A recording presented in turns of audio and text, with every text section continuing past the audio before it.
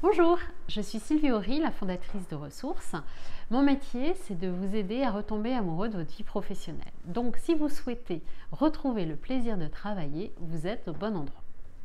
Et aujourd'hui, je vais vous parler des secteurs de rêve. Il y a des secteurs d'activité qui font rêver. La musique, la mode, le cinéma, le sport. Et j'entends souvent dire au sujet de ces secteurs, oui, mais aucune chance, c'est complètement bouché. Ce sont des secteurs qui paraissent inaccessibles, c'est presque trop beau pour être vrai, ce serait trop beau de gagner de l'argent en travaillant pour un de ces secteurs. Et c'est vraiment dommage parce que c'est des secteurs où on peut tout à fait envisager une carrière professionnelle et j'ai plein d'exemples à ce sujet. Et aujourd'hui, je vais vous donner 3 pistes pour pouvoir avancer sur votre projet. Alors, j'ai articulé cette vidéo sur quelque chose qui revient souvent, que j'observe, c'est qu'on est souvent limité par ce qu'on connaît.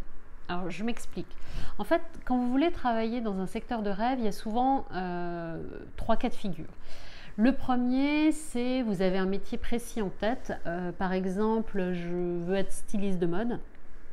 Et vous avez quelques entreprises en tête, alors qu'il y a une quantité d'acteurs dans le domaine de la mode auxquels vous n'avez peut-être pas pensé.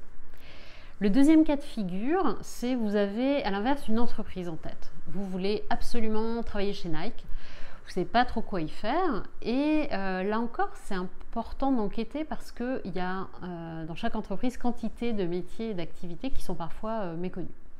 Et puis le troisième cas de figure, c'est vous avez rêvé d'être un joueur professionnel par exemple, et puis ça c'est pas fait. Et aujourd'hui vous savez pas quoi faire, vous n'avez pas envie d'être entraîneur ou de vendre du matériel de sport, et vous êtes un petit peu bloqué. Alors comment faire pour dépasser ces limites, pour élargir le champ des possibles et réussir à entrer dans le secteur de vos rêves? Eh bien je vous propose 3 étapes. Alors la première étape, c'est de faire la liste de tous les acteurs qui interviennent dans votre secteur de rêve. Si je prends un exemple dans le monde du sport, le basket par exemple, qui intervient? Qui sont les acteurs? Il y a les clubs, bien sûr, les clubs pro, les clubs amateurs dans différents pays. Il y a les fédérations, il y a les médias, il y a les fabricants, les équipementiers qui conçoivent et fabriquent les chaussures, les ballons, etc. Il y a les distributeurs qui vendent ces articles. On peut retrouver aussi les agents. On peut retrouver les sponsors. Et il y en a certainement d'autres. Donc voilà, vous faites une première liste comme ça des acteurs dans le secteur qui vous intéresse.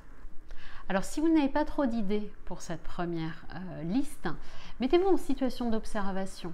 Observez un défilé, un match, une émission, un concert et dites-vous qui a travaillé sur ce projet, qui est sur scène et aussi en coulisses. Ça vous aidera à bien répertorier tous les acteurs. Puis ensuite, mettez les noms des entreprises en face de ces acteurs, les noms des clubs, les noms des salles, des stades, les noms des équipementiers, etc., etc. Et là, normalement, vous avez déjà une sacrée liste d'entreprises, d'acteurs dans le secteur de vos rêves. La deuxième étape, c'est d'aller lister tous les métiers qui existent chez ces acteurs, et il y en a un certain nombre. Si on prend un club, par exemple, on va retrouver les joueurs, on va retrouver les entraîneurs. Il y a aussi tout le staff médical, préparateur physique, kiné, diététicien, etc. Il y a probablement un responsable de la com, un responsable commercial, un responsable des partenariats, etc. Si on prend les médias, on va retrouver les journalistes, on va retrouver les animateurs d'émissions, les producteurs d'émissions, les photographes. Si on prend un équipementier, il y a les designers d'équipements, il y a ceux qui inventent les graphismes, il y a ceux qui gèrent les marques, il y a les chefs de produits, et puis on va retrouver aussi tous les métiers classiques, je dirais, les métiers de la finance, les métiers des ressources humaines, les métiers commerciaux, etc. Alors, je vous encourage à aller enquêter sur Internet. Je prends l'exemple de la Fédération française de basket. Je n'avais aucune idée des métiers qu'ils proposent, donc je suis allée voir sur Internet. Et là, je regarde mes notes parce que parce que je ne connaissais pas ces métiers. Donc je suis allée voir dans la partie recrutement et j'ai vu qu'ils recrutaient un chargé de mission billetterie, un documentaliste audiovisuel, un assistant du service contrôle de la pratique, un chargé de mission basket pour tous. Et tous ces métiers-là, je ne les connaissais pas du tout. Vous ne trouvez pas que ça ouvre des horizons déjà ? Et puis la troisième étape pour choisir parmi tout ça, c'est de réfléchir à quelle expérience vous avez envie de vivre au quotidien. Parce que c'est pas la même chose d'être comptable chez Nike ou entraîneur d'un club de foot. Et pourtant, les deux sont dans le secteur du sport.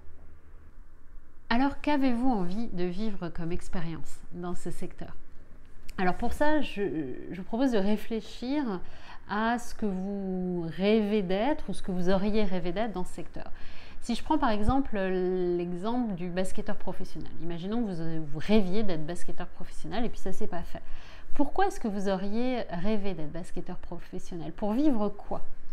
Est-ce que c'est pour vous dépasser au quotidien ? Est-ce que c'est pour jouer dans une équipe et évoluer dans une équipe ? Est-ce que c'est pour jouer devant un public parce que le public ça vous galvanise ? Est-ce que c'est pour être connu ? Est-ce que c'est pour côtoyer des gens qui ne parlent que basket toute la journée ? Est-ce que c'est pour gagner de l'argent ? Est-ce que c'est pour voyager ? Il y a plein de choses que vous pouvez avoir envie de vivre et ça va varier d'une personne à l'autre. Et c'est ça qui est intéressant. Et quand vous avez identifié ça, eh bien ça vous aide parce que vous allez pouvoir vous dire ok, c'est ça que je veux vivre. Et du coup, chez quel acteur, dans quelle entreprise je vais pouvoir vivre ça. Et vous allez voir que ce ne sera peut-être pas dans le secteur de rêve que vous pourrez vivre cette expérience. Alors je m'explique. Si vous avez identifié que l'expérience que vous voulez vivre au quotidien, c'est pouvoir parler de sport toute la journée, alors vous pouvez bosser dans un club, dans une fédération, chez un équipementier, a priori ça devrait coller. Par contre, si vous avez identifié que ce que vous voulez vivre comme expérience, c'est être devant un public, parce que le public ça vous galvanise, et bien peut-être c'est un autre métier qu'il faut faire. C'est peut-être conférencier, c'est peut-être travailler dans le monde de l'événementiel, du spectacle, être ingénieur du son pour des concerts par exemple.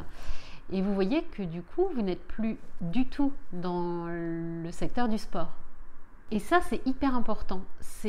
On n'est pas obligé de travailler dans le secteur de sa passion pour avoir un job de rêve. L'important, c'est identifier dans cette passion ce qui vous fait vibrer. Et ça, ce sera un excellent point de départ de votre réflexion. Alors, si on résume les 3 pistes qui vont vous permettre d'ouvrir votre champ de réflexion et d'entrer dans le secteur de vos rêves, eh bien la première, c'est de lister tous les acteurs qui font partie de ce secteur et quelles entreprises pour chaque typologie d'acteurs. La deuxième piste, c'est d'enquêter sur tous les métiers qu'on peut trouver chez ces acteurs, dans ces entreprises. Et puis la troisième piste, c'est d'identifier ce que vous avez envie de vivre au quotidien comme expérience. Voilà, maintenant c'est à vous de jouer. Je vous dis à bientôt.